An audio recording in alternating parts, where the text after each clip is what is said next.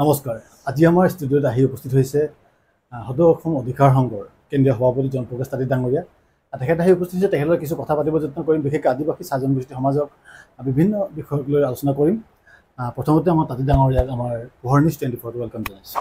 ধন্যবাদ, নমস্কাৰ। পোনে পোনে আপোনাৰ পৰা জানিব যত্ন কৰিম, আপুনি এই বয়সতো এতিয়াও জাতিটোৰ কাৰণে জনগোষ্ঠীটোৰ কাৰণে লাগি আছে, উঠিপৰি লাগি আছে। কেনেধৰণে আমাৰ আদিবাসী আৰু চাহ জনগোষ্ঠী সমাজৰ ইতিহাসখিনি ধৰি ৰাখিবৰ কাৰণে বা ৰাইজৰ ওচৰত দাঙি ৰাখিবৰ কাৰণে বৰ্তমানে চেষ্টা কৰি আছে।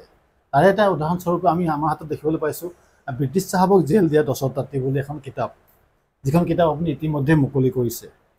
এই কিতাপখনৰ বিষয়ে অকণমান দৰ্শকক জনাব নেকি?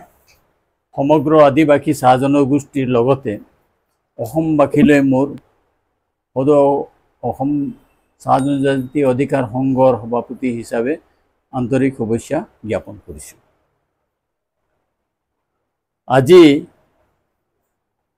আমাৰ দেউতা দশৰথ তাঁতী, যাক আমি অসম গৌৰৱ কৰিব পাৰোঁ, তেখেতৰ জীৱিতকাল অৱস্থাত তেখেতৰ দিনত ব্ৰিটিছ চাহাবক তেখেতে কিয় জেল দিবলগীয়া হৈছিল, যিয় তেওঁৰ হাতৰ পৰাই মানে জেল খাইছিল, এই কাহিনীবিলাক আমাক সাধু কথাৰ নিচিনা কৈ আছিল।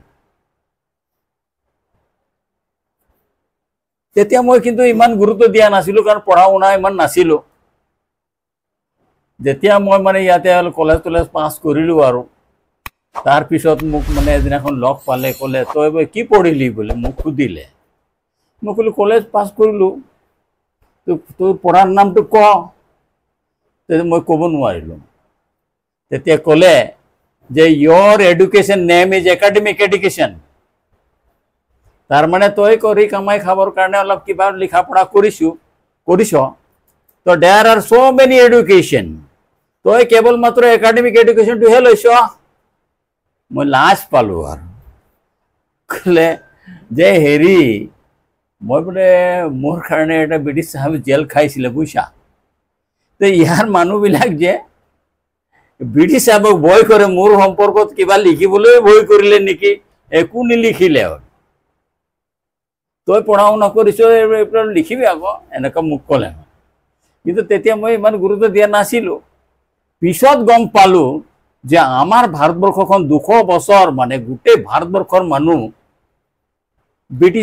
ব্ৰিটিছ চাহাবৰ গোলাম আছিল। ব্ৰিটিছৰ শাসন চলিছিল, ব্ৰিটিছৰ বিৰুদ্ধে কথা ক'ব নোৱাৰিছিলে। ব্ৰিটিছৰ ওপৰত কোনোবা কথা ক'লে তাক ফাঁচি হৈছিলে, তাক জেল হৈছিলে, তাক বিষ খুৱাই মাৰিছিলে, আন নালাগে চাবুকেৰে মাৰিছিলে বাগানবিলাকত, তেনেকুৱা। তো আমাৰ দেউতা বহুত ডাঙৰ কাহিনী আছে ইয়াতে, সেই কাহিনীটো ক'লে তো আপোনাৰ ষ্টুডিঅ'ত বহুত সময় লাগিব। মই চমুকে কৈছোঁ, আমাৰ দেউতাৰ ককাইটো আছিলে য'ত উৰিষ্যাত। তেতিয়া এওঁ ক্লাছ 8ত পঢ়ি আছিলে আমাৰ দেউতা। তো তাত মাটি বাৰীৰ টেক্স লগাই দিয়াৰ কাৰণে আমাৰ দেউতাৰ ককাই আমাৰ মোৰ বৰ দেউতা, তেওঁ এই টেক্স কালেক্টৰ এজনক তাতেই তেওঁ মাৰ্ডাৰ কৰিলে, আৰু তাৰ পৰা ফাৰাৰ হ'ল আৰু অসমলৈ গুচি আহিল। তো তেওঁক বিচাৰি আমাৰ দেউতা দশৰথ তাঁতী অসমলৈ আহিছিল। আৰু অসমত আহি আজি য'ত বহিছোঁ, যিখন ষ্টুডিঅ'ত, এইটো তিনিচুকীয়া চহৰৰ ষ্টুডিঅ' হয়। এই তিনিচুকীয়া ৰেল ষ্টেচনতে এসপ্তাহ ভোকত আছিল, আৰু ইয়াতে এজন বেংগলী ৰেল ষ্টেচন মাষ্টাৰে এওঁক ৰাখিছিল, আৰু তেওঁ পিছত গৈ ৰেলৰ বিভাগত চাকৰি পাইছিল আমাৰ দেউতা। ৰেল বিভাগৰ পৰা ট্ৰেন্সফাৰ হৈছিল ফৰকাটিঙলৈ, আৰু ফৰকাটিঙত থাকিবৰ সময়ত আমাৰ উড়িয়া ভাষাৰ আপোনাৰ কিতাপ পত্ৰ, যেনেকুৱা এইটো আপোনাৰ আছে যেনেকুৱা নৌকাবিলাস, যেনেকুৱা আছে আপোনাৰ ৰামায়ণ মহাভাৰত বা অন্যান্য যিবিলাক কিতাপ আছে, এই উড়িয়া কিতাপবিলাক অলপ এই হুইলাৰত বিক্ৰী কৰিছিল, ইফালে চাকৰিও কৰিছিল আৰু হুইলাৰত বিক্ৰী কৰিছিল। তেনে অৱস্থাত আমাৰ মকৰং চাহ বাগিচাৰ আমাৰ মাৰ দেউতা এই ফৰকাটিঙৰ বজাৰলৈ অহা যোৱা কৰে আৰু বজাৰ কৰিবলৈ। তেতিয়া আপোনাৰ খোজকাঢ়ি আহে আৰু খোজকাঢ়ি যায়। তো সেই কিতাপবিলাক, উড়িয়া কিতাপবিলাক চাই মেলি কয় যে উড়িয়া কিতাপবিলাকতো দেখিলে উড়িয়া মানুহ সঁচাকৈ অলপ ইণ্টাৰেষ্টেড হ'বতো। তো এইকাৰণে কিতাপবিলাক চাই মেলি আকৌ আমাৰ দেউতাৰ লগত চাহ চিনাকি হ'ল।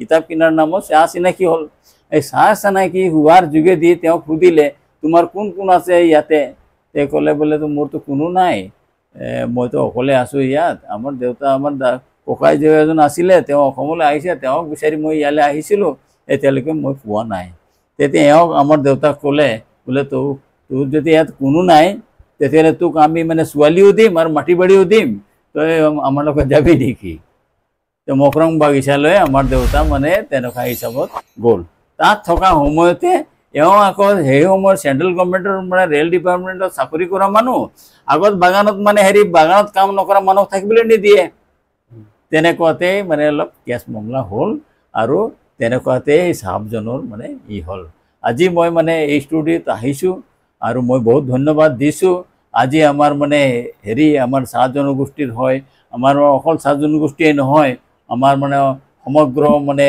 অসমৰ লোকসকলৰ মানে গৰীব শ্ৰেণীৰ লোকসকলৰ কাৰণে জৰ্জৰিত শ্ৰেণীৰ লোকসকলৰ কাৰণে অৱহেলিত শ্ৰেণীৰ লোকসকলৰ কাৰণে আমাৰ শেখৰ নায়ক ডাঙৰীয়াই যিবিলাক প্ৰচেষ্টা চলাই আজি ৰাইজৰ ওচৰলৈ তেওঁসকলৰ দুখ বেদনাবিলাক মানে পঠিয়াই তেনে এজন মানে উদীয়মান যুৱকক মই লগ পাইছোঁ তেখেতক মই বহুত ধন্যবাদ জনাইছোঁ আৰু তেখেতেই আজি মোক মানে আদৰি আনিছে ব্ৰিটিছ চাহাবক জেল দিয়া দশৰথ তাঁতীৰ কিতাপখন মানে উন্মোচন কৰিবলৈ বুলি সেইকাৰণে মই ৰাইজৰ ওচৰত মানে আজি চবৰ ওচৰতে মানে এইটো চবে পাইছে বহুত আজি গোটেই অসমতে প্ৰায় মানুহবিলাকে কিতাপবিলাক পাইছে কিন্তু মই আজি মানে এই মানে পোহৰ অনুষ্ঠানৰ যোগেদি আজি এই ব্ৰিটিছ চাহাবক জেল দিয়া দশৰথ তাঁতীৰ নামৰ কিতাপখন মানে আজি মই মানে প্ৰচাৰ কৰিব ধন্যবাদ নিশ্চয় সুন্দৰকৈ কৈছে তেখেতে এই কিতাপখন পঢ়িব লাগে কিতাপখন পঢ়িলে আমি কিছু জ্ঞান পাম